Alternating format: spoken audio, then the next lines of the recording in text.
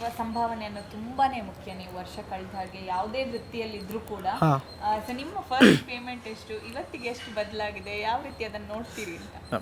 Payment ಅದೇ ಹೇಳೋಕ್ಕಾಗಲ್ಲ. First payment ನಾನು ಶೋಗೆ ಹೋದಾಗ ತೊಗೊಂಡಿದ್ದಿದೆ 25 ತೊಗೊಂಡಿದ್ದಿದೆ, 50 ತೊಗೊಂಡಿದ್ದಿದೆ.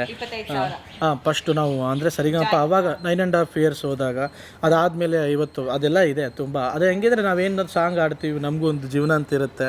ಲೈಕ್ ಒಂದು ಶೋ ಮಾಡ್ತಿರ್ತಾರೆ, ಎಲ್ಲ ಕಡೆಗೆ ನಾವು ಡಿಮ್ಯಾಂಡ್ ಮಾಡೋಕ್ಕೂ ಆಗಲ್ಲ. ಕೆಲವೊಂದು ಈಗ ನಮ್ಮ ಗಣೇಶ ಹಬ್ಬ ಎಲ್ಲ ಬರುತ್ತೆ, ಎಷ್ಟೋ ಅವ್ರವ್ರಿಗೆ ಓಣೆ ಏರಿಯಾದಲ್ಲಿ ಹುಡುಗರೆಲ್ಲ ಸೇರಿ ಮಾಡ್ತಿರ್ತಾರೆ, ಅಲ್ಲೆಲ್ಲ ಎಕ್ಸ್ಪೆಕ್ಟ್ ಮಾಡೋಕ್ಕಾಗಲ್ಲ.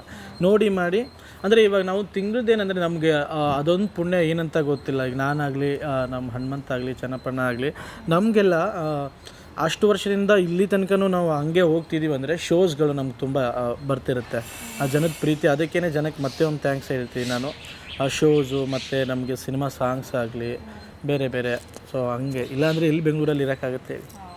ಅಮೃತ, ನೀವು ಹೇಳ್ತಿದ್ರಿ ಪಾಕೆಟ್ ಮನಿನ ಸೇವ್ ಮಾಡಿ ಇಡ್ತಾ ಇದ್ದೆ, ಅವತ್ತೊಂದು ಎಪಿಸೋಡ್ ಇದ್ದಾಗ ಶೇರ್ ಮಾಡಿದ್ರಿ, ಕೊಟ್ಟಿಲ್ಲ ಅಂದಾಗ ತುಂಬಾ ಕಷ್ಟ ಆಯ್ತು ಅಂತ. ಇವತ್ತಿಗೆ ನಿಮಗೆ ಸಿಗ್ತಿರೋಂಥ ಪೇಮೆಂಟ್ ಆಗಿರ್ಬೋದು, ಇದನ್ನು ಚೂಸ್ ಮಾಡಿರೋದಾಗಿರ್ಬೋದು, ಹೇಗೆ ಅನಿಸ್ತದೆ, ಯಾವ ರೀತಿ ನೋಡ್ತೀರಿ? ಸೊ ನಾನು ಅವತ್ತಿಗೂ ಅದನ್ನೇ ಹೇಳೋದು, my passion is to become an actor.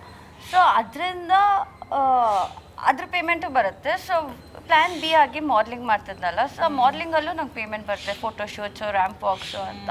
So ಅದು ಬಿಟ್ಟು ಹೋಟೆಲ್ ಮ್ಯಾನೇಜ್ಮೆಂಟ್ ಓದಿರೋದ್ರಿಂದ ಬೇಕಿಂಗ್, ಕ್ಲೌಡ್ ಕಿಚನ್ ಅಂತ ಅವಾಗವಾಗ ಒಂದು ಪರ್ಸ್ನಲೈಸ್ಡ್ ಬೇಕಿಂಗ್ ಅದು ಇದು ಅಂತ ನಾನು ಮಾಡ್ತೀನಿ. ಬೇಕಿಂಗಲ್ಲಿ ಕೇಕ್ಸ್ ಮಾಡ್ತೀನಿ, ಪಾಪ್ಸಿಕಲ್ಸ್ ಮಾಡ್ತೀನಿ, ಕಪ್ ಕೇಕ್ಸ್ ಮಾಡ್ತೀನಿ.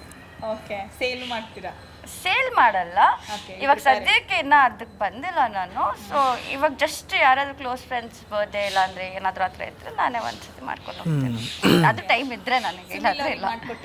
ಇನ್ನೂ ಇಲ್ಲ, ಮಾಡ್ಕೊಟ್ಟಿಲ್ಲ. ಒಂದ್ಸತಿ ಮಾಡ್ಕೊಟ್ಟಿದ್ದೆ, ಪಾಪ್ಸಿಕಲ್ ಮಾಡ್ಕೊಟ್ಟಿದ್ದೆ. ಪಾಪ್ಸಿಕಲ್ ಮಾಡಿದ್ದೆ ಹಿಂಗೆ ಎಲ್ಲರಿಗೂ ಅಂತ ತೊಗೊಂಬಂದಿದ್ದೆ. ಸುನಿಲ್ಗೆ ಅಂತ ಅಲ್ಲ, ಎಲ್ಲರಿಗೂ ತೊಗೊಂಬಂದಿದ್ದೆ ಆ್ಯಕ್ಚುಲಿ.